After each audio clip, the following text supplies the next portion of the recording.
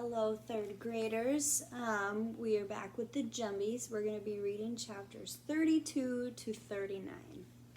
Chapter 32, Leaving. As soon as Drew came back home, her mother ushered her to the bedroom for safety. Drew stood alone in the middle of the sleep mats and blankets her family moved in the front room, boarding up the windows and doors. It would be dark soon and the Jumbies would return. The hair on Drew's arms stood out. Her fingers felt cold and numb. But she knew she wasn't just going to stand there while everyone, even her friends, fought. While the rest of her family secured the front room, Drew changed into one of her brother's shirts and pants. She grabbed some matches and quietly dislodged the two wide floorboards near her mat that she often used to stash things she did not want her siblings to tease her about. She dropped beneath the house where there was just enough space to lie flat. She crawled out to the side and into the open air. Her heart beat fast. She didn't want to think about what her mother's face would look like when she discovered that her youngest child had disappeared. Chapter 33, Stepping In. The brothers faced the forest. "Well, brother," Balki said. He turned to Malik.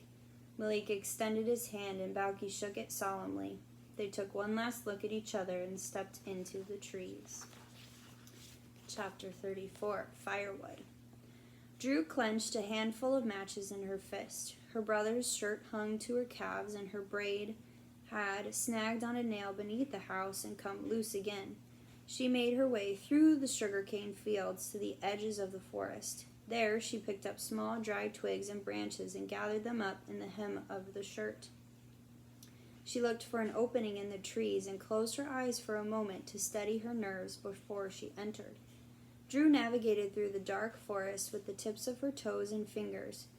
Even though her blood pumped loud in her ears, she kept going. She needed to get as far in as she dared so the small fire she planned to set would cause just enough commotion to surprise the Jumbies and the villagers. Her legs trembled as she went on. Chapter 35, Nothing. The brothers didn't need to go far into the forest. They stopped at the first line of trees, far enough in that it would look like they had been taken, but close enough to the road to get out fast.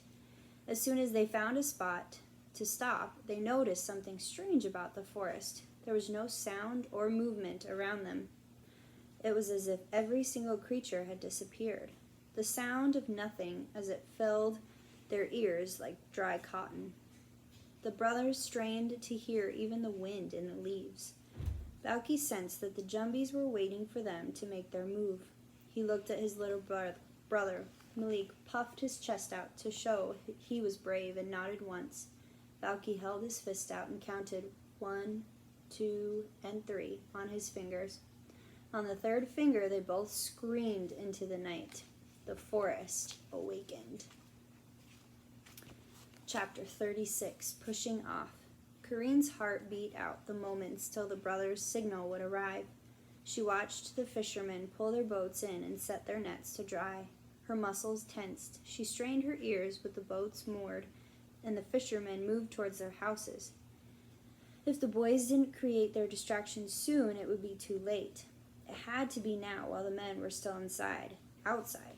Corrine was just about to quit waiting when she heard Balki and Malik scream. The fishermen ran towards the sound. Corrine waited for their footsteps to die off in the distance, and then she dashed in the opposite direction to her father's boat. The tide was going out again, pulling everything back into the sea. Corrine pushed as the tide pulled and got her father's boat into the first small waves. "If you were in the sea, Grandpierre, I could use your help tonight," she whispered. The only answer was the sound of a gentle splash from the waves. Corrine pushed harder and the boat pulled free of the sand and began to bob in the waves. Corrine jumped inside and pulled one of the oars out to paddle, but as she got away from land, the wind began to work against her. It pushed her towards a shallow spit that threatened to snag the boat. She rowed as fast and as hard as she could, but the shore was not getting any farther away. "Please," Corrine called out. Suddenly, the wind changed direction and began pushing the boat out to sea. Corrine turned parallel to the shore and sliced through the waves. High on the cliff, the stone of her mama's necklace reflected the last shards of sun and kept her on a direct path. Chapter 37, Striking the Match. Drew thought she heard Balki and Malik scream. The sound was tiny and distant, but the night was so quiet that it was possible their cry might have carried for miles. She dropped her bundle of twigs in a pile, then she worked quickly to clear a path around it. She had seen her father clear the land around the cane fields every year before he set them on fire at the end of the season. It kept the fire where he could control it. Satisfied with the small circle she made around her twigs, Drew crouched on the ground and tried to strike a match, but every match was damp from the sweat in her hand. As she worked, she heard something moving among the trees. Finally, one of the matches lit, and in its tiny flame she saw a figure coming closer. She heard the rattle of chains. Drew whimpered and dropped the match. It lay smoking on the forest floor. She crawled backward into a thick bush and cowered. There was nowhere to go, and the space she had cleared meant there was nothing between her and the creature moving towards her but a few twigs she had found. She pressed back as far as she could go before she realized that she was caught in the branches of a stinging needle. The branches of the bush hooked her shirt and hair, and the leaves stung at her hands. The more she struggled, the more she was caught. Above her, the moon rose and shone on a fly caught in a spider's web between bright red balancered flowers. It also struggled to break free, but neither fly nor girl was successful. Chapter 38, The Cliff. The sound in the villages were now too far away to reach Corrine on her boat. She was close to the cliff, where the water roared and beat the rocks at its base. The closer she got, the choppier the waves became. Beneath the little yellow boat and the black water, currents bashed against hundreds of sharp rocks that jutted up just beneath the surface of the sea. Corrine stopped rowing and allowed the boat to be pushed by the turbulent surf. She used an oar to push away from any jagged rocks that might split the boat. The closer the boat got to it, the more impossibly large the cliff grew. The light was almost gone, and Corrine began to shiver. It wasn't much farther now. Chapter 29, The Duins Fight. Even though the brothers couldn't see much of anything, they could hear things closing in on them from all sides. They turned and ran towards the road, towards the sound of people coming to see what had happened to the screaming children. "Did you hear them? Where are they?"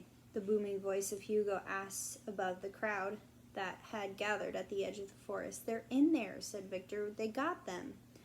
Balki shouted as he got near the road. "They made my brother into one of them." Balki and Malik burst through the trees. Malik did the best he could to show off his Duin feet and to hold on to the hat on his head.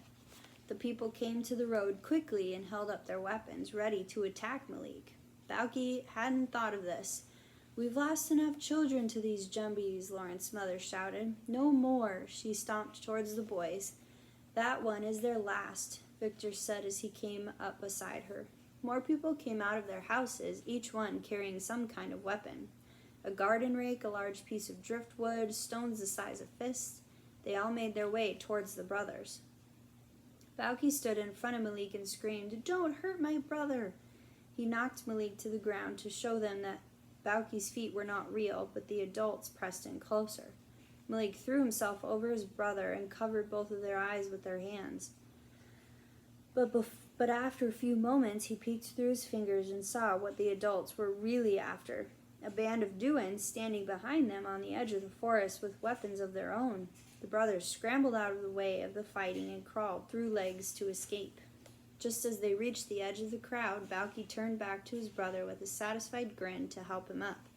But a little Jumbie man was right behind Malik. Balki grabbed Malik's arm quickly, but the Duin caught Malik's other arm and Balki's leg in a vicious grip. It dragged the brothers back between the trees. The fighting adults never noticed. In seconds, all that was left of the brothers was one fake coconut husk foot and a small straw hat. Okay, this is getting intense. We'll be back with the next chapters tomorrow. Bye, guys.